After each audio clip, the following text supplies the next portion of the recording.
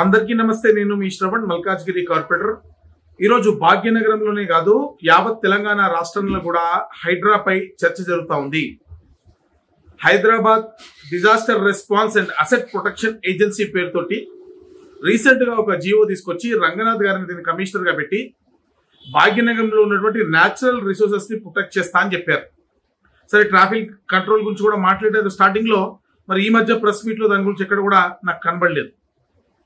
ముఖ్యంగా చెరువులకు సంబంధించి ఈ బడా బిల్డర్లు ఎవరైతే ఉన్నారో వీళ్ళందరూ కూడా భాగ్యనగరంలో ఉన్నటువంటి అనేక చెరువులని ఎంక్రోచ్ చేసి పెద్ద పెద్ద కట్టడాలు కట్టి 7,000 స్క్వేర్ ఫీట్ కి 8,000 రూపాయల square feet per square feet కి కట్టి అమాయక ప్రజలని మోసం చేసి వాళ్ళకి ఈ ఆస్తులను కట్టబెట్టారు. పాపం ఈ సాఫ్ట్వేర్ లో చదువుకునే పిల్లలు వీళ్ళకి ఏంటంటే అఫీషియల్ గా కాగితం వచ్చేసిందా, రైట్, అంతా ఓకే, లోన్ వచ్చేసిందా, అంతా ఓకే, అంతే తప్ప పక్కన చెరువు ఉందా, లేదా చెరువు ఎంక్రోచ్ అయితే రేపు ప్రాబ్లం అవుతుందా, ఇట్లా ఎవరు కూడా చూసుకోలేదు. కాబట్టి ఈ మిడిల్ క్లాస్ వాళ్ళు నష్టపోతా ఉన్నారు. సరే, ఏదేమైనప్పటికీ కూడా చెరువులను పూర్తి స్థాయిలో రీకవర్ చేయాల్సిన అవసరం ఉంది.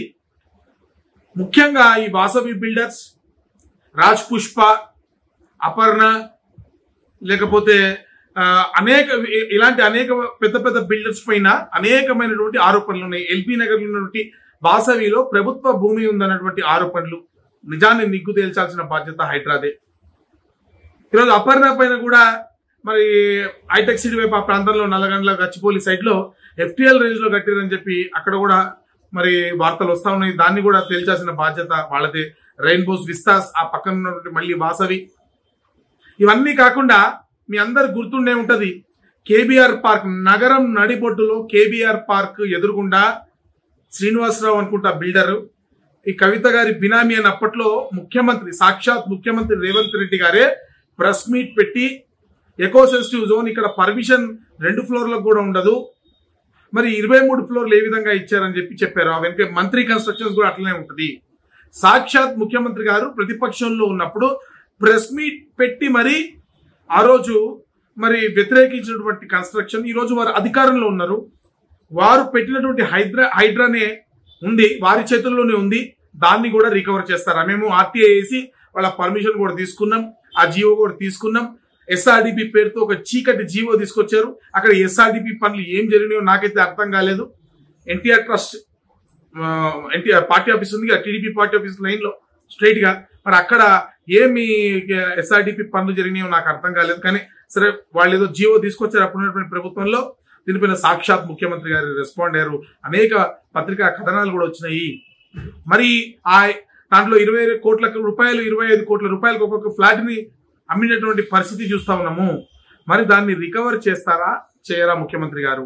మంత్రి కన్స్ట్రక్షన్స్ లో ఏవైతే బహుళంతస్తుల బిల్డింగ్ పర్మిషన్ మరి చీకటి జీవో ద్వారానే తెచ్చుకుంటా ఉన్నారో, మరి వాటిని కూడా మీరు మారుస్తారా, మారచ్చరా? హైడ్రా చట్టాలు కొందరికి మాత్రమే వర్తిస్తాయా, అందరికీ వర్తిస్తాయా? రామకృష్ణపురంలో కూడా పక్కన అనేక బహుళంతస్తుల బిల్డింగ్ మీద గతంలో కంప్లైంట్ ఇచ్చినా కూడా పట్టించుకున్నటువంటి పరిస్థితి. 75 ఎకరాలటువంటి రామకృష్ణపురం ఈ రోజు 15 ఎకరాలు కూడా లేదు. పక్కన ఉన్నటువంటి పేదోడు గురి చేసుకుంటే వచ్చేటువంటి లేక్ ప్రొటెక్షన్ వాళ్ళు పెద్దోడు అపార్ట్మెంట్లు కడుతుంటే మాత్రం నిమ్మకు నీరెత్తినట్టుగా చోద్యం చూస్తా ఉన్నారు. దీనిపైన మరి ముఖ్యమంత్రి గారు కానీ హైడ్రా కానీ స్పందిస్తుందా? నేను భారతీయ జనతా పార్టీ పక్షాన చెప్తా ఉన్నాం, హైడ్రాకు ఒకటే, నిజాయితీగా ప్రకృతి వనరులను మీరు కనుక కాపాడితే నేను పూర్తిగా మీ వెంట ఉంటాము. ఓల్డ్ సిటీలో కూడా ఎంక్రోజ్డ్ ప్రాపర్టీస్ ఏవైతే ఉన్నాయో, ప్రభుత్వ భూములు కానీ, పార్కులు కానివ్వండి, ప్రభుత్వ స్థలాలు కానివ్వండి, లేకపోతే చెరువులు కానివ్వండి, లేకపోతే కొత్త సిటీలో అయినా సరే ఓల్డ్ సిటీ నాయకులు చేసినటువంటి కబ్జాలు కానివ్వండి, వీటిని కూడా రికవర్ చేయాల్సిన బాధ్యత హైడ్రాకు ఉంది. అసలే ఇరుకు ప్రాంతమైనటువంటి భాగ్యనగరంలో పాత బస్తీలో, కొత్త బస్తీలో హైడ్రా పూర్తి స్థాయిలో పనిచేయాలని కోరుతున్నాం. అలా కాకుండా సెలెక్టివ్ గా కొందరి మంది మాత్రమే బెదిరించి, ఈ రోజు 2-3 బెదిరించి తద్వారా అందరినీ ఒక దగ్గర సినిమాల్లో చూపించినట్టు బిల్డర్లందరినీ కూడా ఒక దగ్గర చేర్చి తర్వాత మరి అధికార పార్టీ నాయకులతోటి బేరసారాలు జరిపి కొన్ని కోట్ల రూపాయల ఒప్పందం జరుపుకున్న తర్వాత చేతులు దులుపుకొని హైడ్రా లేదు, బోడ్రా లేదని చెప్పి పక్కదారి పట్టిస్తే మాత్రం దీన్ని ఖచ్చితంగా వ్యతిరేకిస్తాము. ఈరోజు పెద్దోడికి న్యాయం పేదోడికి న్యాయం ఒకటే ఉండాలి. భారతీయ జనతా పార్టీ కార్పొరేటర్ గా నేను డిమాండ్ చేసేది కేవలం ఇది మాత్రమే. హైడ్రా కమిషనర్ గారిని కూడా మరి మా నాయకులందరితో సంప్రదించి తొందరలోనే మరొక అపాయింట్మెంట్ తీసుకొని వారిని కూడా కలుస్తాం.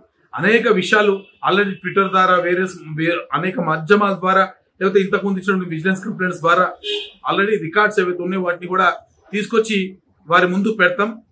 ఖచ్చితంగా పూర్తి స్థాయిలో రికవర్ చేయాలని చెప్పి డిమాండ్ చేస్తాం. భారత్ మాతాకి జై. అసలైన తొలి వెలుగు. ఫాలో వాట్సాప్ @తొలి వెలుగు official.